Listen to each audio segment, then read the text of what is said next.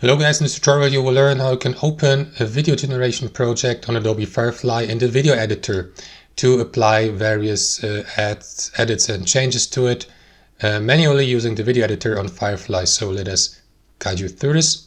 Head over to your library on Adobe Firefly, make sure that you're logged into your Adobe account, navigate to your stuff here on the left hand side and click into generation history.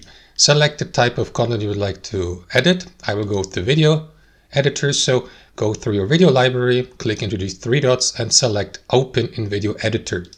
That is going to redirect you to the aforementioned video editor here. So what you want to do, guys, is go through these menus here on the left hand side. For instance, you may insert text boxes, or you may add transitions, change the appearance, the looks. You may browse through your frames here, for example, through your generation history, sorry. Or you may use the timeline and playhead here at the bottom to move to the given timestamp of your video clip. There's the play or preview button here, fast forward,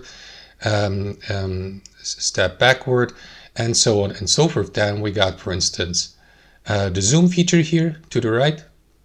You have the undo and redo button, the download button, and here to the right various customization tools like the properties, where you can change, for example, the video speed, apply various filters, change the opacity, and so on and so forth, guys. So that's basically it for now. Thanks for watching, and I'll see you next time.